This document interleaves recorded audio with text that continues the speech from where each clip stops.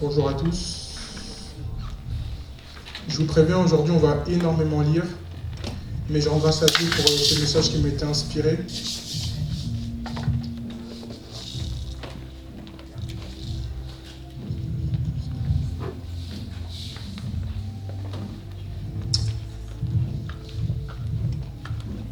Ne soyez pas troublés par le nombre que nous sommes. Ça c'est la vue, ça c'est le corps qui réagit. Malheureusement, ceux qui vont arriver en retard, parce que je sais qu'il y en a qui vont arriver, ils vont rater quelque chose d'important. Amen. Mais tu as choisi la bonne part. Et pour commencer, le thème de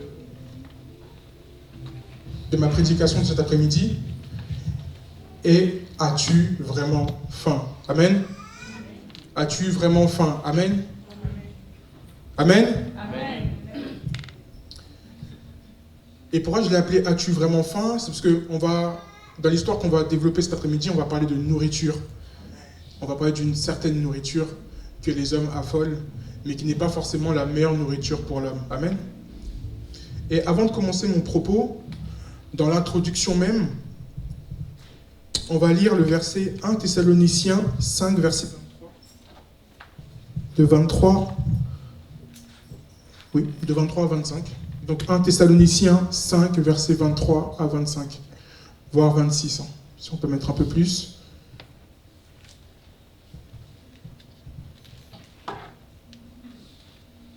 Amen. Si on peut se lever pour la première lecture.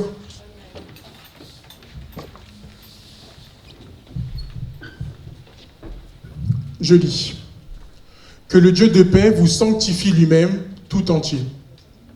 Et que tout votre être, l'esprit, l'âme et le corps soient conservés irrépréhensibles lors de l'avènement de notre Seigneur Jésus-Christ.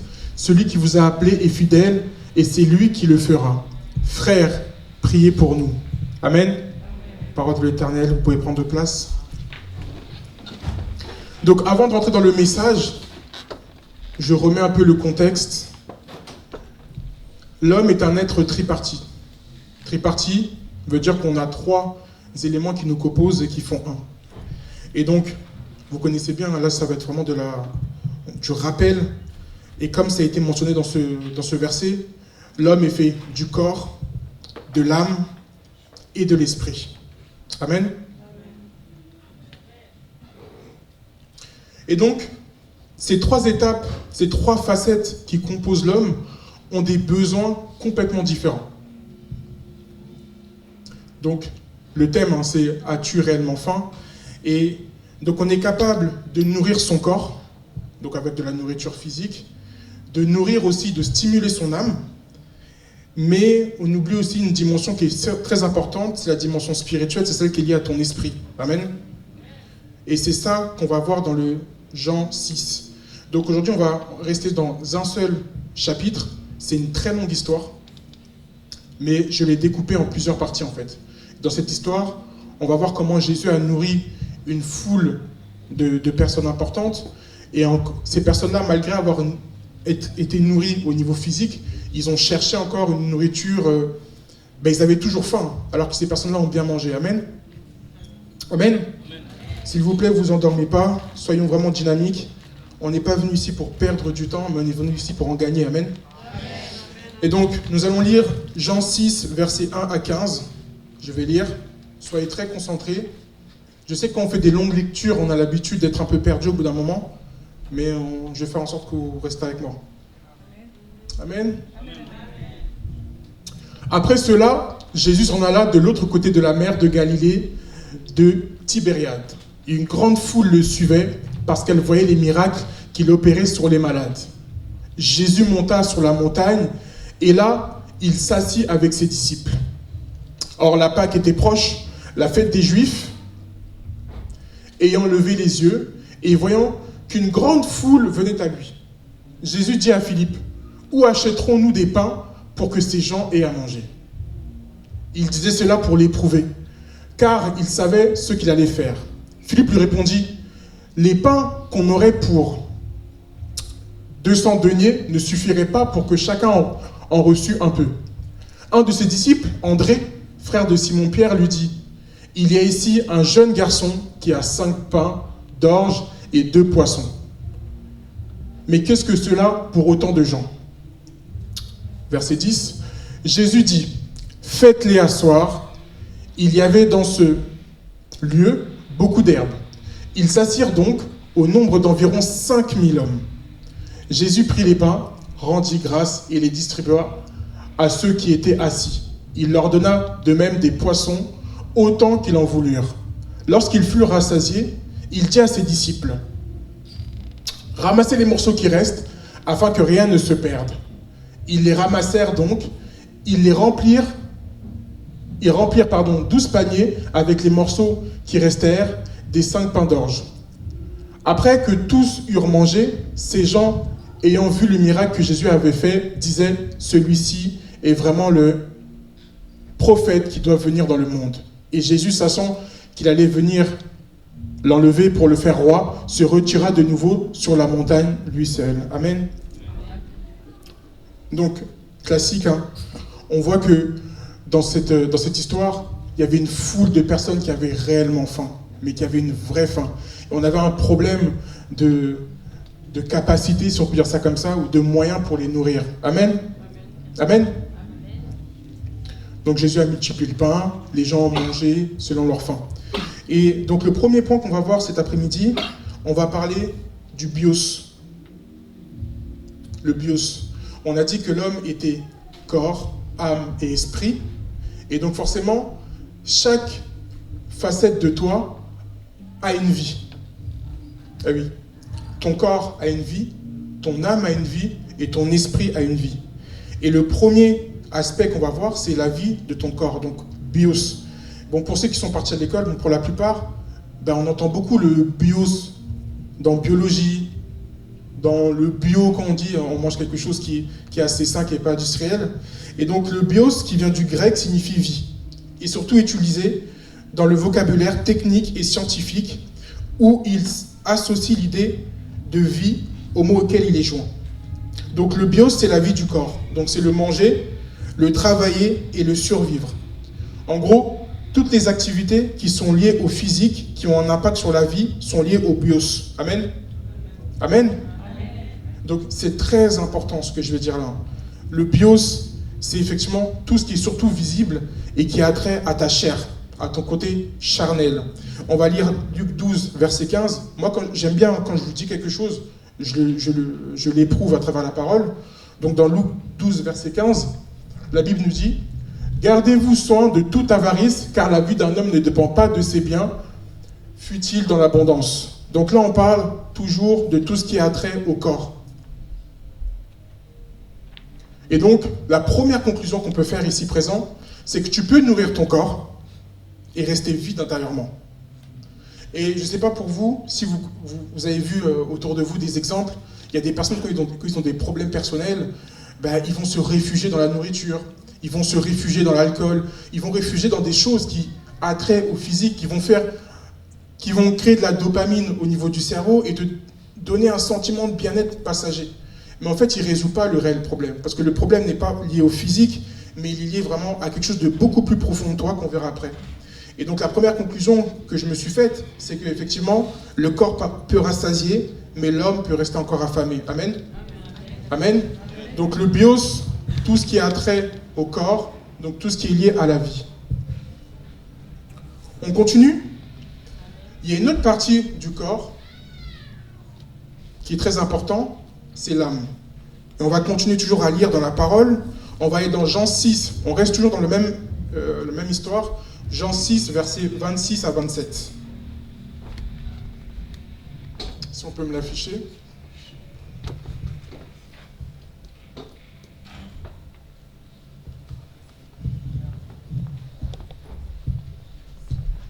Et si on peut me mettre un fond de piano, s'il vous plaît, je veux vous garder captive avec moi. Jésus leur répondit, en vérité, je vous le dis, vous me cherchez non parce que vous avez vu des miracles, mais parce que vous avez mangé des pains et que vous avez été rassasiés. Travaillez non pour la nourriture qui périt, mais pour celle qui subsiste pour la vie éternelle, et que le Fils de l'homme vous donnera. car c'est lui le Père que Dieu a marqué de son sceau, parole de l'Éternel. Et là, on va passer à la deuxième vie qui compose ton corps, c'est la vie de l'âme. Ton âme a une vie, ton âme a des désirs. Et pour parler de la vie de l'âme, la Bible nous parle du psyché. Je ne sais pas si ça vous parle, le psyché, ou juste le mot psy, vous l'avez déjà entendu. Tout ce qui a trait au psyché sont les choses liées à l'âme. On peut retrouver dans psychologue, donc psychiatre. C'est toutes les personnes qui travaillent en fait l'intérieur. Donc ils vont avoir un réel impact sur tes émotions, sur tes pensées, sur ton identité et sur ton désir. Amen. Amen. Je ne vais pas le faire afficher, mais dans Matthieu 16, 26, la parole nous dit « Car celui qui voudra sauver sauver sa vie la perdra. Celui qui la perdra à cause de moi la trouvera. Et que servirait-il à un homme de gagner tout le monde s'il perdait son âme ? Ou que donnerait un homme en échange de son âme ?» Amen. Donc là, la Bible nous parle de la vie qui est liée à l'âme. Merci beaucoup. À l'âme. L'âme qui est en dedans de nous, contrairement au corps, le corps, on va lui mettre une petite boisson, on va lui mettre à manger, ça va lui faire du bien. L'âme cherche quelque chose d'autre. L'âme ne va pas se contenter de la nourriture physique. L'âme a besoin de plus que ça. Exemple, l'amour, le sens, la reconnaissance, les émotions, tout ça, c'est ce qui stimule ton âme. Amen. Ça stimule ton âme. Et parfois, on peut devenir bête quand on est amoureux, quand on est en colère, quand on est très mal à l'intérieur de soi. C'est l'âme qui est attristée. Et donc, tu peux chercher un remède dans les choses de ce monde, mais malheureusement, tu ne vas pas trouver ta solution. Parce qu'en fait, l'âme n'est pas le centre. L'âme n'est pas la base. Et donc, ce que je me suis noté, ce qui peut stimuler ton âme ne va jamais la guérir. Comme ce qui va stimuler ton corps ne va jamais le guérir. Amen. Et donc, on a parlé de la vie du corps, on a parlé de la vie de l'âme, mais il y a une troisième vie que Jésus nous parle dans la parole, c'est la vie qui est liée à ton esprit.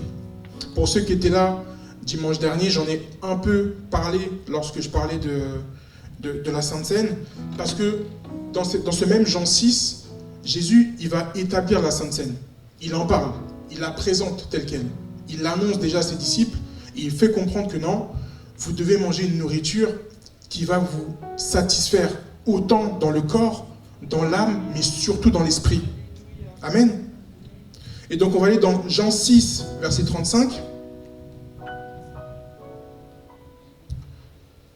Franchement, pour ceux qui prennent des notes, ou même pour ceux qui n'en prennent pas, là vous avez juste un chapitre à retenir, c'est Jean 6. Toute l'histoire est dedans.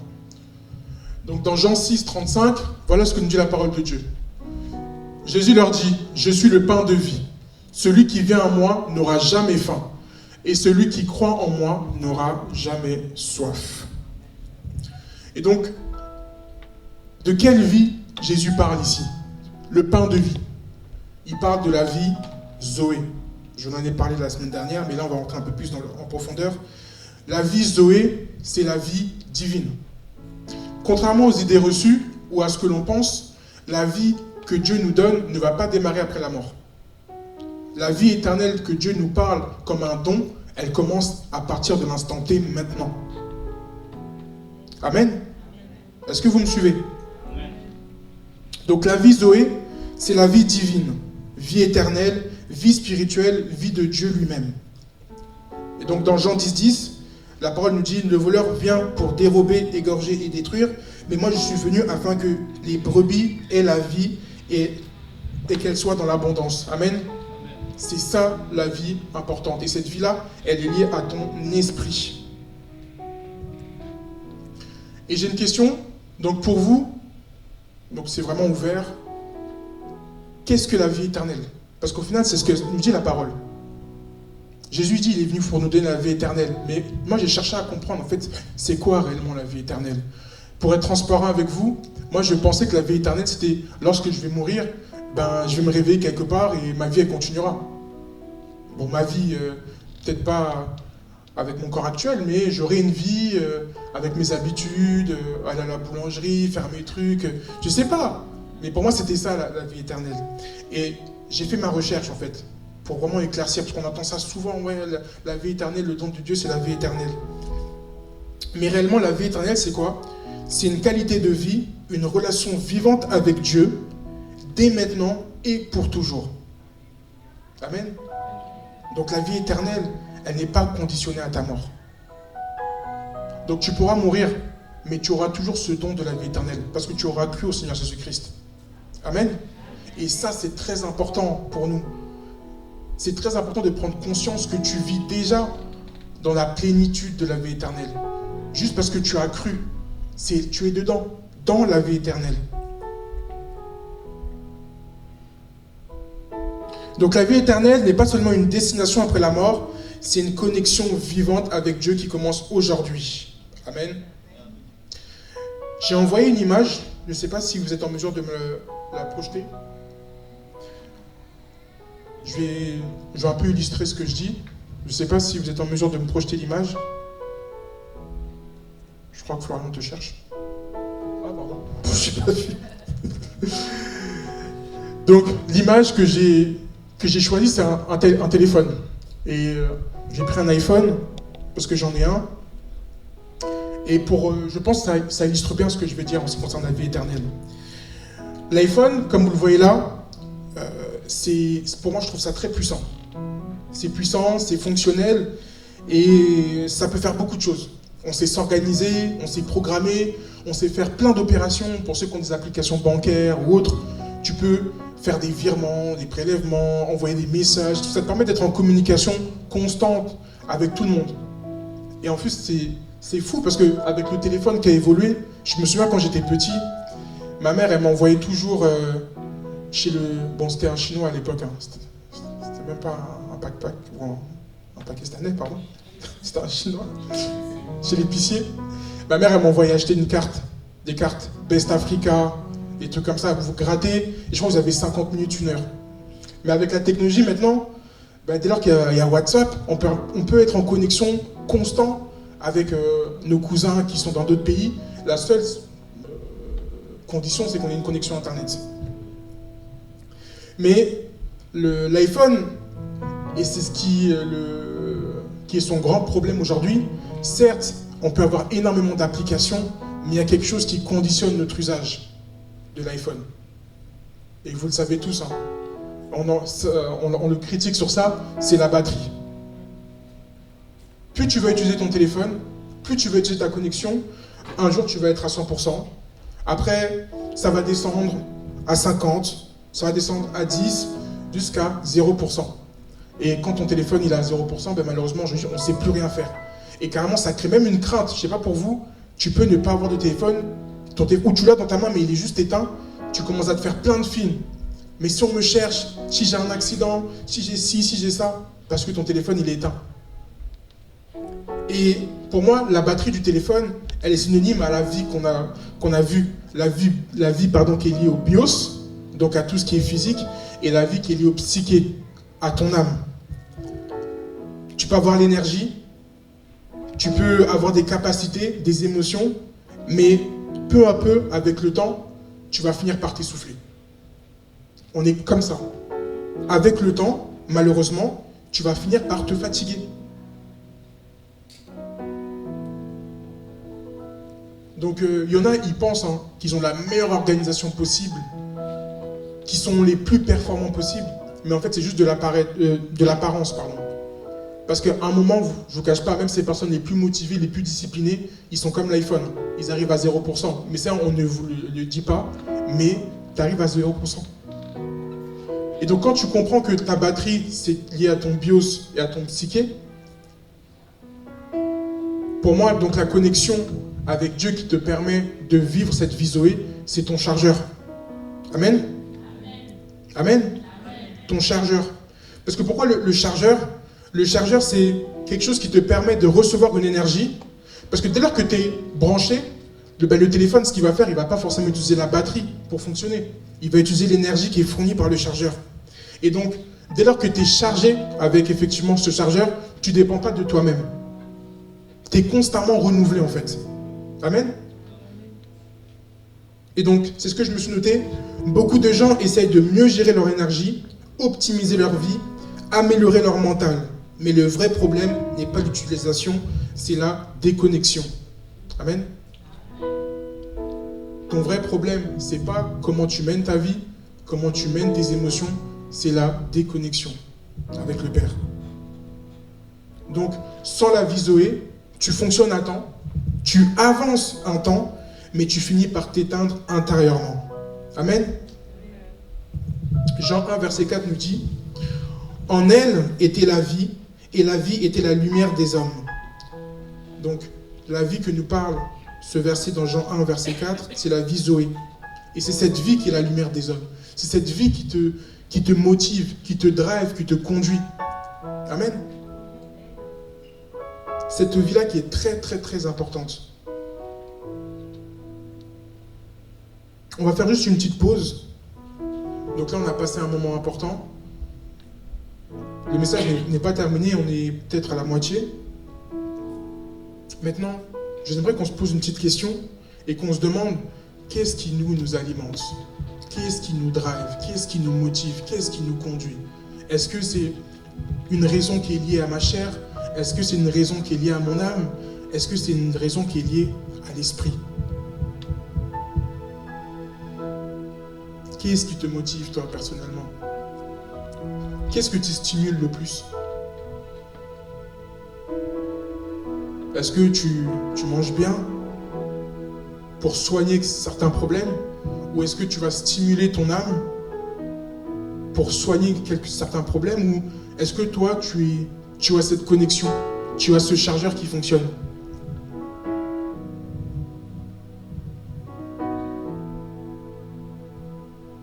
Amen. Et je me parle aussi à moi-même. Je me parle à moi le premier.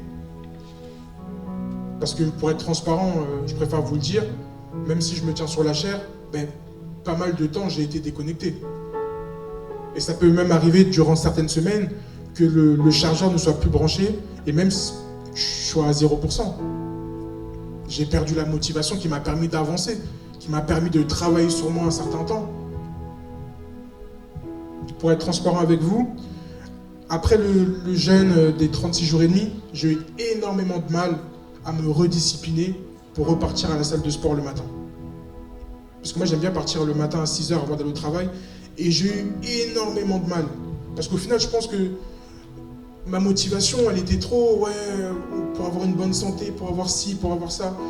Et j'ai eu du mal, et j'ai appris, grâce à cette expérience, que même dans mes petites décisions de discipline, en fait, je dois inviter le Seigneur dedans. Parce qu'en fait, je ne vais pas tenir.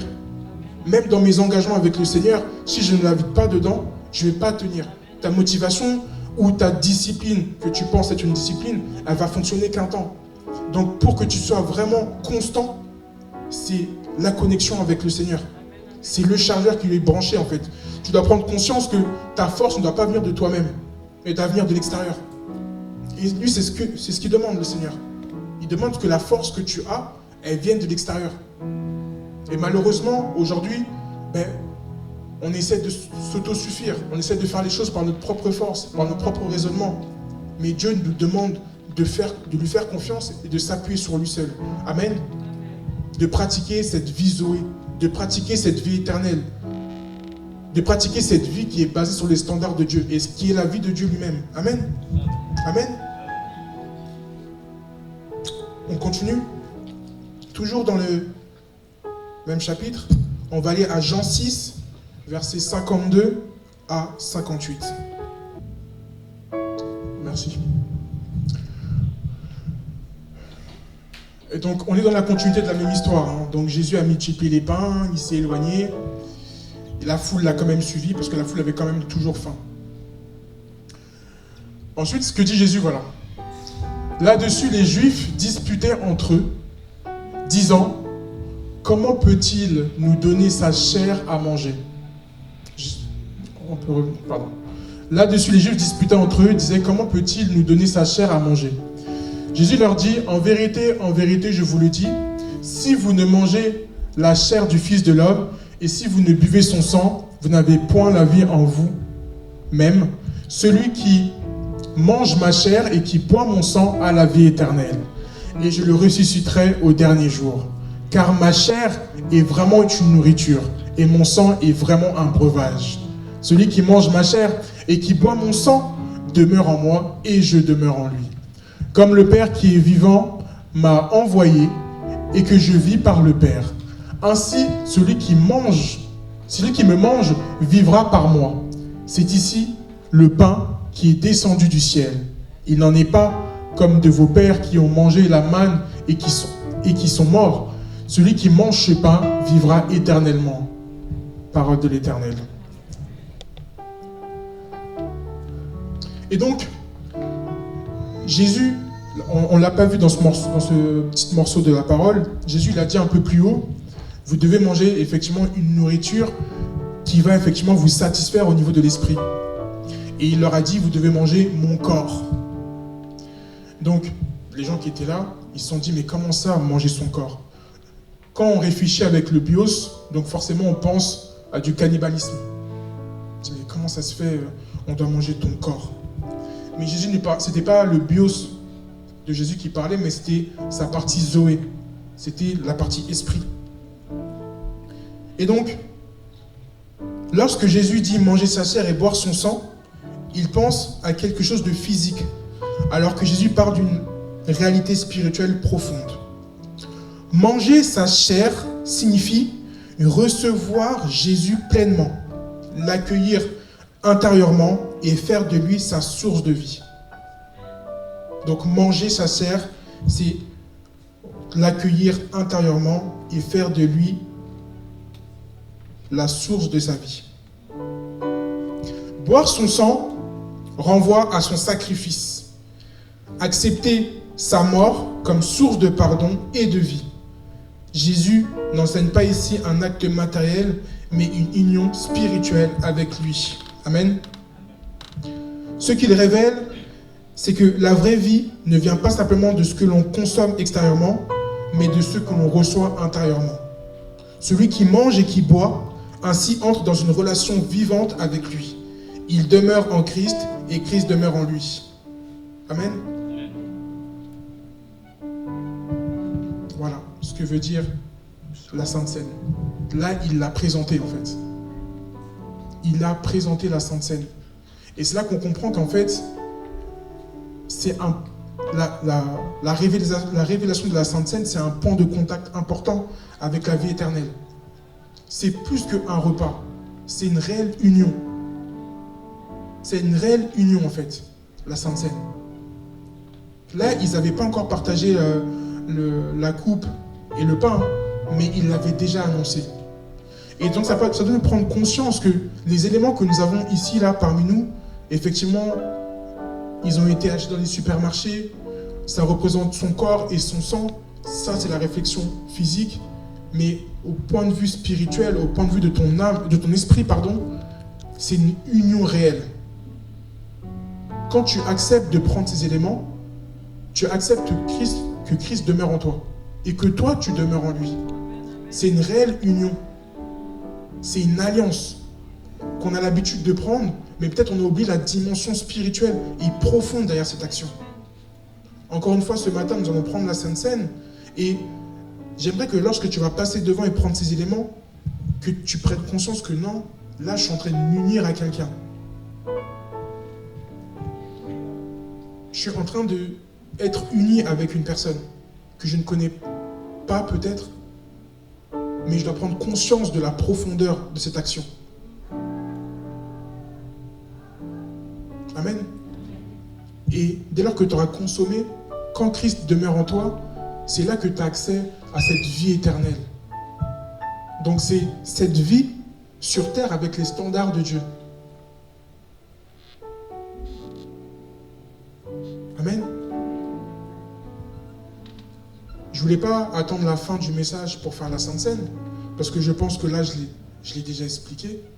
Mais lorsqu'on va passer devant aujourd'hui pour la prendre, on va la prendre là, tout de suite, qu'on puisse réaliser dorénavant la dimension de cette action.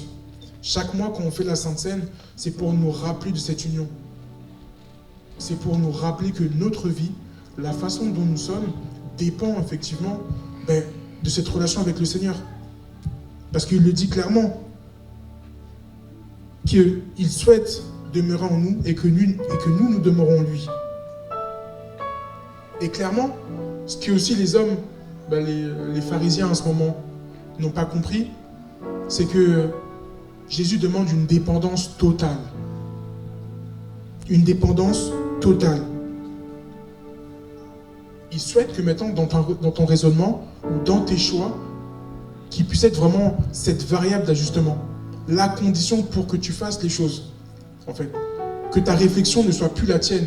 Mais de la même façon, quand vous êtes mariés, vous demandez conseil, vous échangez pour des discussions, des questions à la maison, vous échangez avec votre conjoint, c'est pareil avec le Seigneur.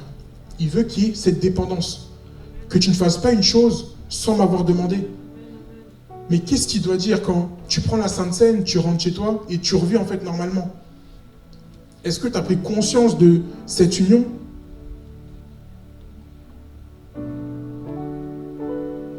Amen. Nous, on porte des alliances, on porte des bagues pour les femmes, ok, pour se rappeler.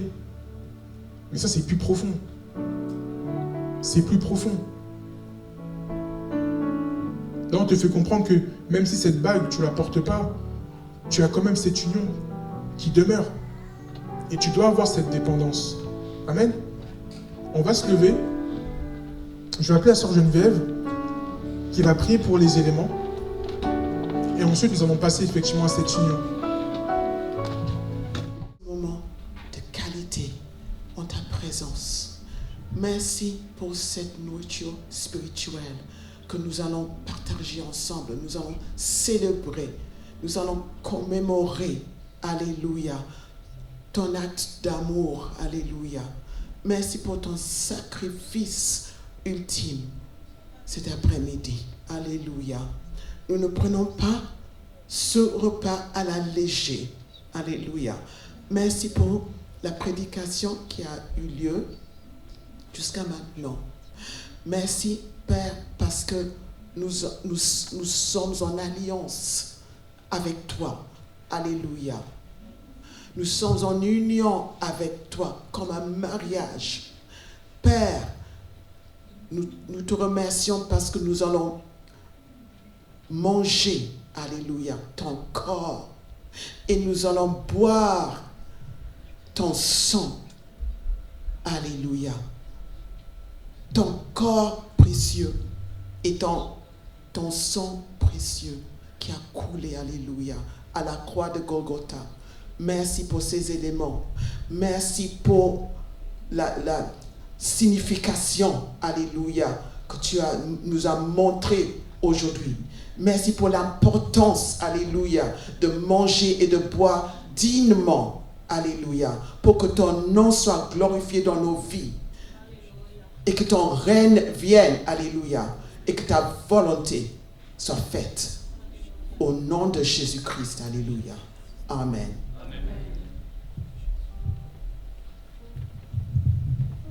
Je vais inviter effectivement le protocole pour que chacun puisse se servir.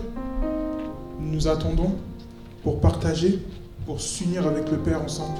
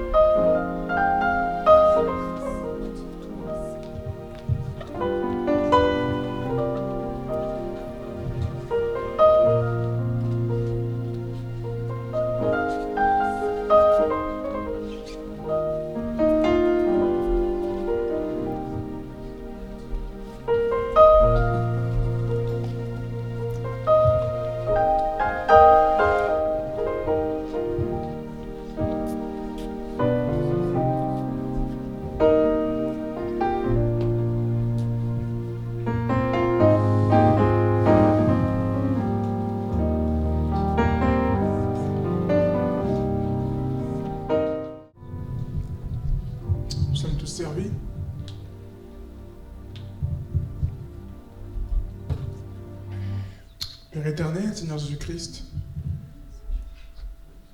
tu nous as rappelé, Seigneur Papa, que manger ta chair, Seigneur Papa, signifie t'accueillir intérieurement et faire de toi notre source de vie, Seigneur Jésus-Christ. Père, Papa, merci, Seigneur, pour cette action, Seigneur Jésus-Christ. Tu nous fais comprendre, Seigneur Papa, que ces éléments, Seigneur Papa, ont pour but, Père, de nous ôter, Seigneur Papa, Seigneur, cette faim physique, Seigneur, ou cette faim qu'il y a à notre âme, Seigneur Papa. Mais ces éléments, Seigneur Papa, sont là pour une union sacrée, Seigneur. Sont une porte, Seigneur, vers la vie éternelle, Seigneur Papa. Une vie qui n'est pas guidée, Seigneur, par notre propre raisonnement ou par notre propre intelligence, mais qui est assujettie, Seigneur Papa, à la vie de Dieu elle-même, qui est assujettie à la plénitude de Dieu, Seigneur. Merci pour ce repas, merci pour cette alliance, merci pour cette union que tu nous permets de vivre, Seigneur Jésus-Christ. Et encore une fois, merci pour ce sacrifice à la croix de Golgotha pour nos offenses, Seigneur. Toi, tu as accepté, Seigneur, une coupe, tu as accepté une unité qui n'était pas la tienne, Seigneur Jésus-Christ. Et encore une fois, Seigneur, en ce dimanche, nous nous rappelons, Seigneur Papa, de cette action, Seigneur. Mais nous rentrons pleinement de cette nouvelle union avec toi, Seigneur Jésus-Christ. Merci pour tes bienfaits. Au nom de Jésus, nous avons prié. Amen.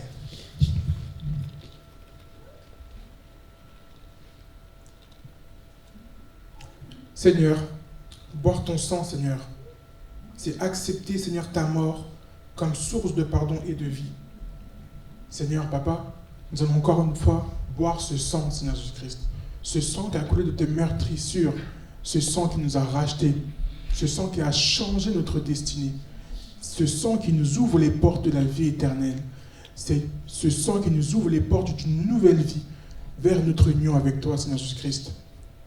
Nous ne nous rappelons pas simplement, Papa, de cet acte sur la croix de Golgotha, mais Seigneur, Papa, aujourd'hui nous prenons la décision, Père, d'avoir pris conscience de cette action, Seigneur, qui est la Sainte Seine, Seigneur Jésus-Christ.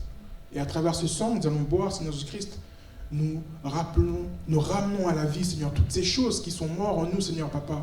Toutes ces fois où nous avons voulu, Père, Papa, compléter, Seigneur, Papa, Seigneur, ce vide qui est en nous, Seigneur, à travers le bios et le psyché, Seigneur Jésus-Christ. Mais là, nous voulons, Père, Papa, nourrir notre esprit, Seigneur, et avoir cette réelle connexion avec toi, Seigneur, Papa. Que ce sang nous fasse du bien au plus profond de nous. Au nom de Jésus-Christ, nous avons prié.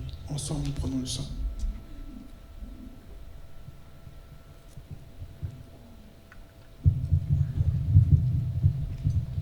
Amen.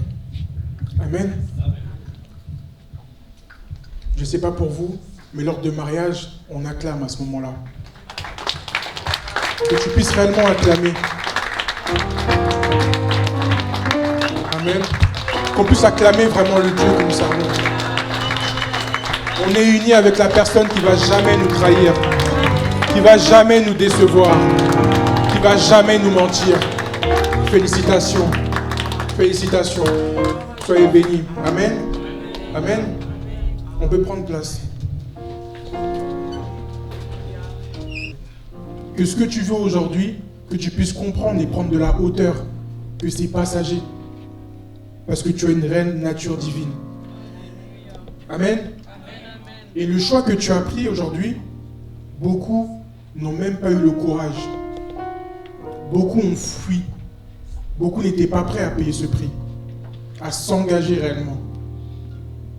Amen.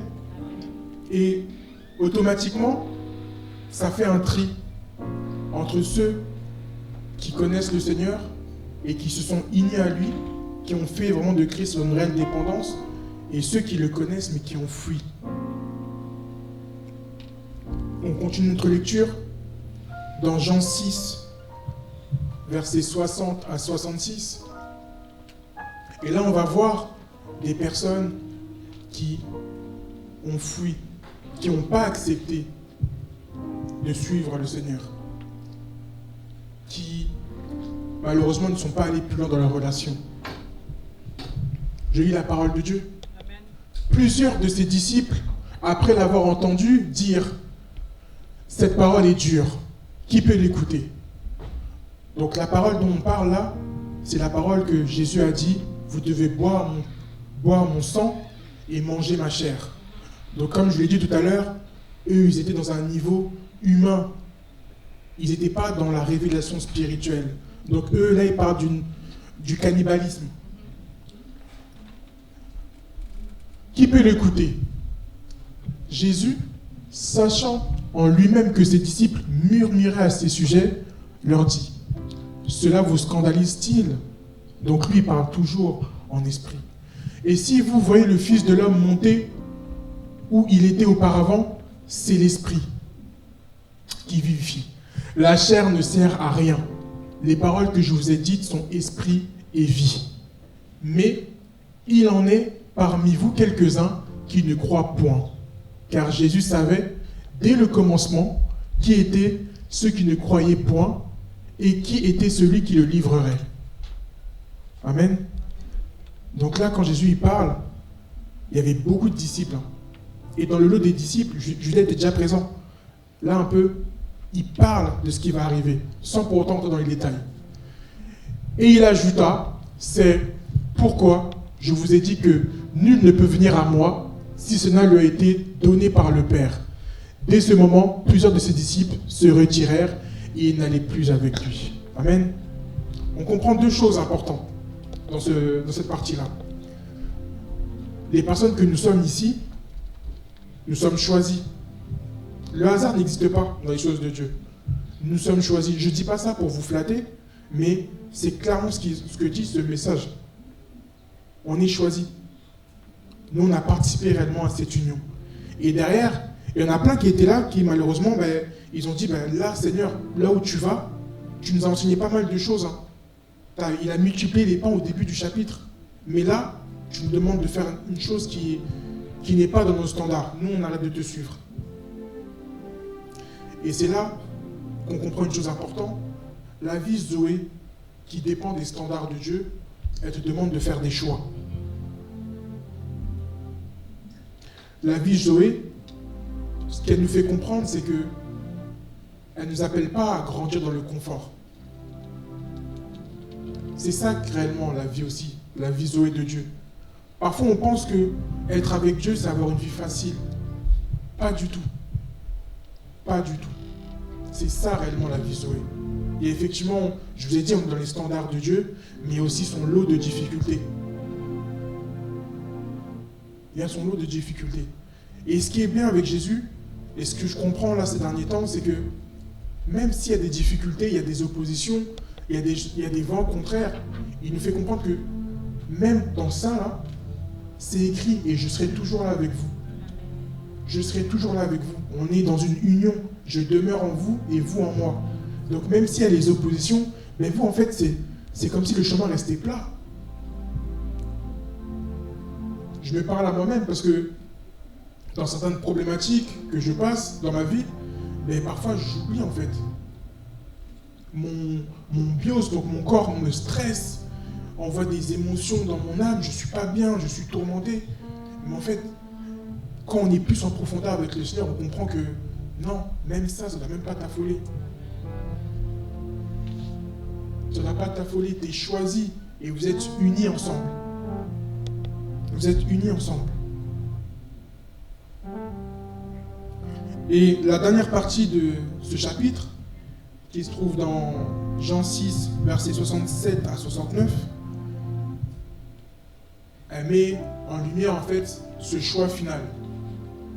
Maintenant, toi, quel choix tu décides de faire?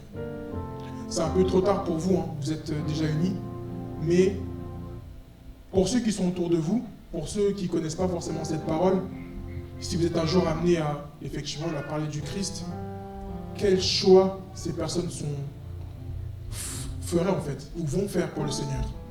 Et là, on a Pierre, où Jésus lui pose la question, lui dit, mais toi, qu'est-ce que tu vas faire? Donc, Jésus donc dit aux 12, et vous, vous ne voulez-vous pas aussi vous en aller? Simon-Pierre lui répondit, Seigneur, à qui irions-nous? Tu as les paroles de la vie éternelle. Et nous avons cru et nous avons connu que tu es le Christ, le Saint de Dieu. Amen. À qui irions-nous? La foi, ce n'est pas tout comprendre. C'est savoir où est la vie. à qui irions-nous? Donc eux se sont dit, même si on ne comprend pas tout, parce que clairement eux aussi ils n'avaient pas compris, mais nous on décide de te faire confiance. Parce que tu as les paroles de la vie. Tu as les paroles de la vie éternelle, de la vie Zoé.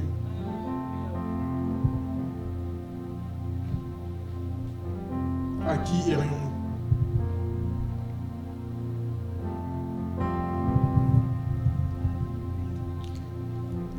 Je rends grâce à Dieu pour cette prédication. Je vais être transparent avec vous. C'est la première fois que, depuis que je prépare des prédications, cette prédication, je l'avais déjà depuis, je crois, depuis lundi. Donc depuis lundi, je l'avais déjà terminée. Et bon, ça me mettait dans un confort. Et je pense que Jésus aussi voulait que je comprenne un peu ce dont je vais parler en fait. Et réellement, dans ce choix final, quand Jésus demande à Simon, quand Simon Pierre dit à Jésus à qui irions-nous, ben, je me pose la même question.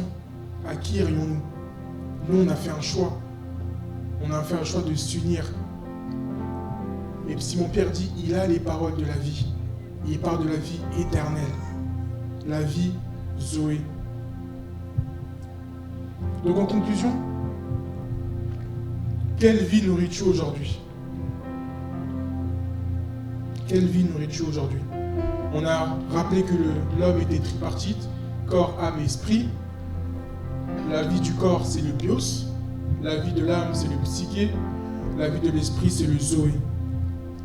On a compris que lorsque je mange physiquement, ou lorsque je fais des activités qui sont liées à mon physique, je nourris mon corps. Lorsque je me fais du bien intérieurement avec mes émotions, je nourris mon âme. Mais comment je nourris mon esprit? Et Jésus nous fait comprendre aujourd'hui, il nous demande d'être connectés à lui constamment. Parce que tes efforts que tu fais aujourd'hui vont s'essouffler un jour. Ta discipline, ta routine, malheureusement, va s'arrêter un jour. Mais il nous rappelle, c'est lui la connexion. Il nous demande d'être rattachés à lui constamment. Constamment. Et il nous a rappelé aussi que on est unis à lui aujourd'hui. Donc tes joies de vie, ta façon de marcher, doit démontrer que tu es uni avec Christ. Même si tu ne le dis pas forcément de ta bouche, mais ta vie doit le montrer en fait. Dans tes choix, dans ta façon d'être, dans ton raisonnement, on doit voir que toi tu es uni avec une personne. On doit voir en toi que non, toi tu es marié à telle personne. Et ça commence à se voir. Tellement que vous êtes unis ensemble, mais on commence à dire, ah mais vous vous ressemblez. Et c'est ce que le Christ veut réellement. Tellement que tu es uni à lui, que tu commences réellement à lui ressembler. Tu commences à parler comme lui. Tu commences à réfléchir comme lui. Tu commences à avoir des habitudes comme lui en fait.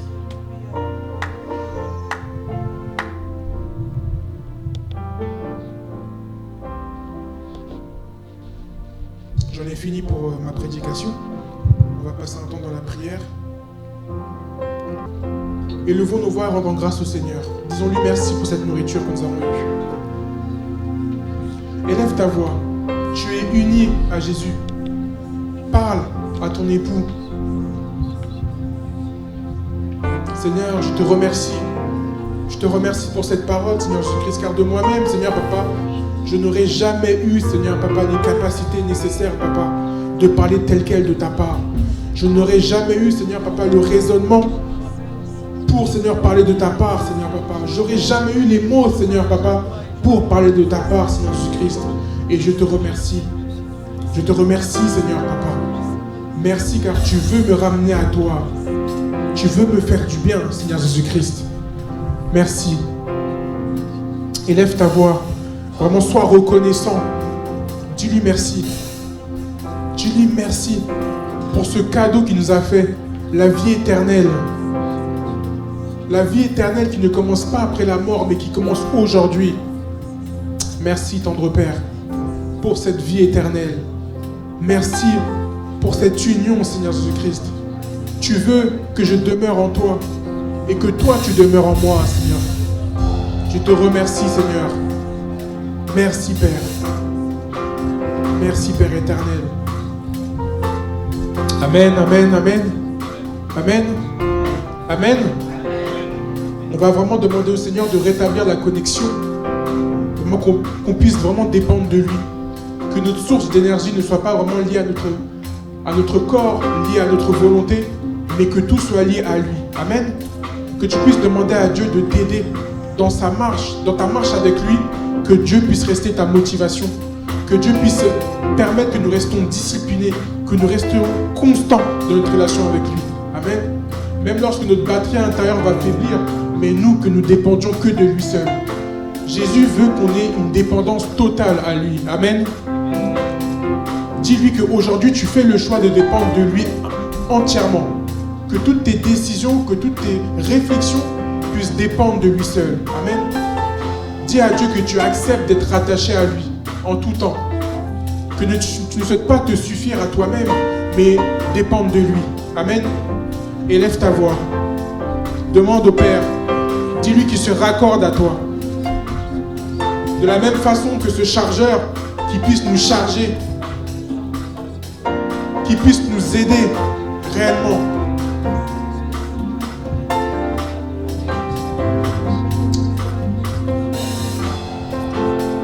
Parle à ton Père. Seigneur, je veux rester raccordé à toi, Seigneur. Je veux dépendre de toi seul, Seigneur Jésus-Christ. Même lorsque je faiblis, Seigneur Papa, rappelle-moi, Seigneur, c'est toi, Seigneur, qui renouvelle les forces. C'est toi, Seigneur Papa, Seigneur, qui donne les capacités, Seigneur Jésus-Christ. C'est toi qui vas me permettre de rester constant à toi seul, Seigneur. Merci, Père éternel.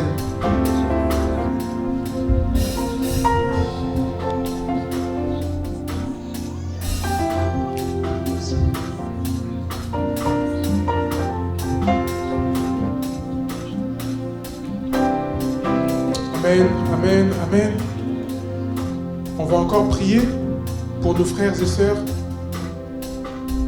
qui, eux, n'ont pas peut-être fait ce choix-là, qui sont encore dans la réflexion. La parole encore nous dit, si nous sommes là, c'est Dieu qui nous a choisis. C'est Dieu qui nous a appelés. Amen. Amen. Mais que tu puisses prier pour un frère, pour une sœur. Que Dieu puisse appeler. Que tu puisses prier pour ta famille, prier pour tes collègues, prier pour ton environnement, pour que cette grâce que toi tu as eue, que tu puisses la faire bénéficier à tes proches. Amen. La vie éternelle est meilleure quand nous sommes plusieurs. La vie éternelle est meilleure quand nous sommes en famille. Amen. Que ce don que tu as eu, que Dieu puisse vraiment en faire bénéficier à ton entourage. Amen. Élève ta voix, prie pour ta famille, prie pour un frère, prie pour une sœur, et que lui aussi puisse profiter de cette vie éternelle. Amen. Prions ensemble. Prions ensemble. Père éternel, je te remercie, Papa, pour ce don que tu m'as fait, Seigneur, Papa. Mais Seigneur, de la même façon, moi, tu m'as appelé, Seigneur, Papa. Que tu puisses appeler, Seigneur, Papa, toutes ces personnes au sein de ma famille qui n'ont pas encore fait ce choix, Père, Papa, ou qui n'ont pas compris l'importance, Seigneur, Papa, de demeurer en toi, Seigneur Jésus-Christ. Seigneur, je te prie pour mes parents, je te prie pour mes frères et sœurs, pour mes cousins, cousines, Seigneur Jésus-Christ. Et j'en passe, Seigneur. Ramène-nous à toi, Seigneur Jésus-Christ. Papa, tu nous as fait comprendre dans ce verset que nous avons lu que c'est toi qui nous as choisis, Seigneur, Papa. Papa, les 12 qui sont restés n'étaient pas le fruit du hasard, Seigneur, Papa. Mais avant même la création, Seigneur, Papa, tu avais déjà prévu leur présence. Et de même pour nous, Seigneur Jésus-Christ, tu avais déjà prévu notre présence, Seigneur, Papa. À qui irions-nous, Seigneur Jésus-Christ? Tu as les paroles de la vie, Seigneur. Merci, tendre Père. Merci, Père éternel, Seigneur, Papa. Merci, Seigneur. Merci, Père éternel. Père 3 fois saint, Seigneur, Papa, je te rends grâce et je te remercie, Papa. Je te remercie, Père, Papa, Seigneur, car tu nous exauces toujours, Seigneur Jésus-Christ. Et encore une fois, cet après-midi, tu nous as exaucés, Seigneur, Papa.